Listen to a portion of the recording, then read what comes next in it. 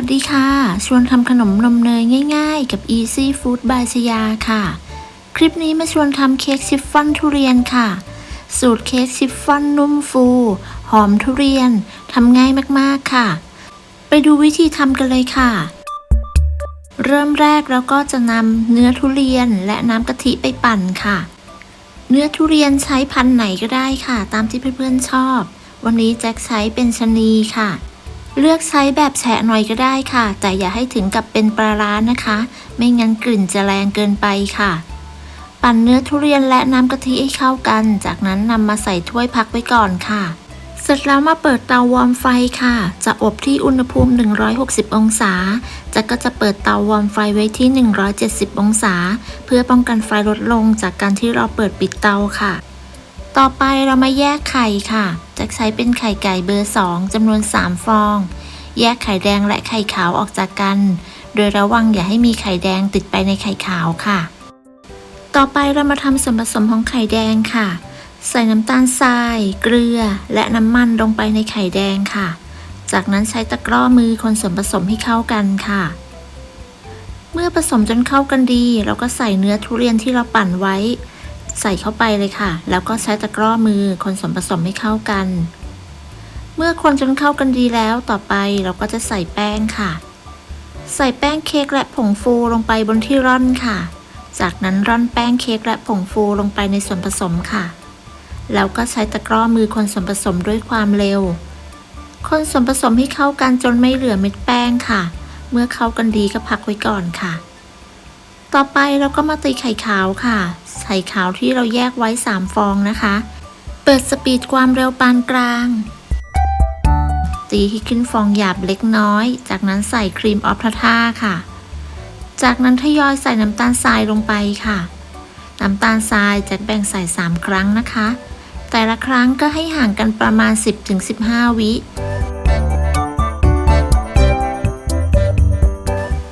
เมื่อใส่น้ำตาลทรายจนหมดก็ตีต่อด้วยความเร็วปานกลางค่ะตีจนกระทั่งไข่ขาวมีลักษณะเป็นสีขาวนวลเป็นริบบอนตั้งยอดอ่อนปลายงองุ้มแบบนี้ก็ใช้ได้แล้วค่ะจากนั้นก็ตีต่อด้วยความเร็วต่ำ30วิเพื่อตัดอากาศค่ะ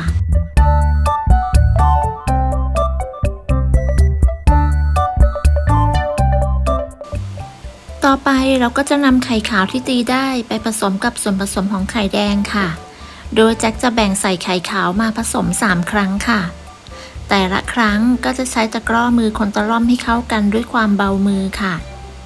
แต่ก็ไม่ควรจะคนตะล่อมนานนะคะเนื่องจากอาจเป็นสาเหตุทำให้เค้กยุบได้ค่ะ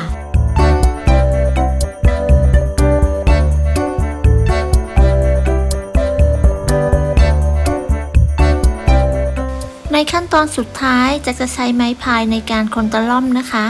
เพื่อให้การคนตะล่อมเข้ากันดียิ่งขึ้นแล้วก็เร็วขึ้นค่ะหลังจากนั้นเมื่อคนตะล่อมจนเข้ากันดีเราก็จะนำไปเทใส่พิมพ์เค้กค่ะพิมพ์ที่ใช้เป็นพิมพ์ขนาด 7x7 นิ้วสูง2นิ้วค่ะทาเนยหรือน้ำมันที่ด้านล่างให้ทั่วค่ะจากนั้นวางกระดาษรองอบทับลงไปเสร็จแล้วเทส่วนผสมลงไปในพิมพ์เค้กได้เลยค่ะสูตรนี้สามารถใส่ได้ทั้งหมดเลยนะคะเมื่อใส่ส่วนผสมไปจนหมดแล้วก็ใช้ไม้พายคนเกลี่ยให้ทั่วค่ะจากนั้นเคาะเบาๆที่ก้นพิมพ์หรือกระแทกกับโต๊ะเพื่อไล่อากาศค่ะเสร็จแล้วนำเข้าอบได้เลยค่ะอบด้วยอุณหภูมิ160องศา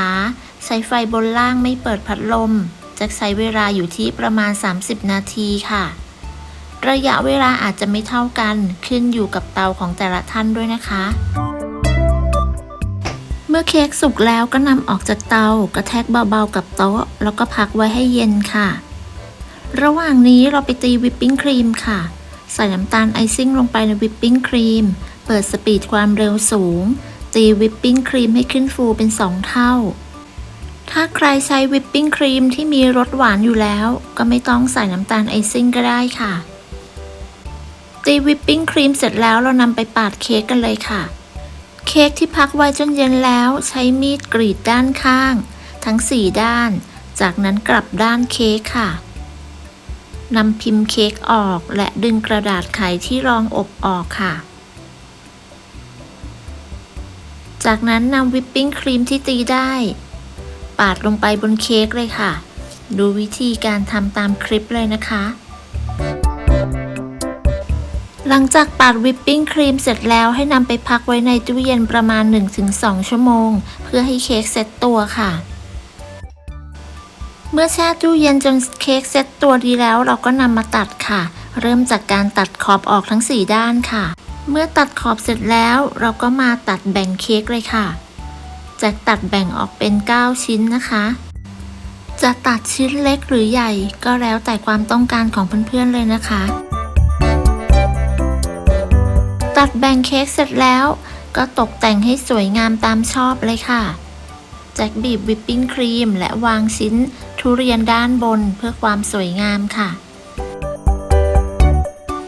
เค้กชิฟฟ่อนทุเรียนสูตรนี้เนื้อนุ่มฟูหอมอร่อยรสชาติหวานน้อยทานกับเนื้อทุเรียนหอมอร่อยเข้ากันมากๆเลยค่ะถ้าเพื่อนๆชอบเมนูนี้ก็อย่าลืมไปลองทำกันดูนะคะขอบคุณสำหรับการติดตามรับชมคลิปนี้นะคะหากว่ามีประโยชน์กับเพื่อนๆก็อย่าลืมกดไลค์กดแชร์กดติดตามเพื่อเป็นกำลังใจให้กันด้วยนะคะสำหรับคลิปนี้จะต้องลาไปก่อนสวัสดีค่ะ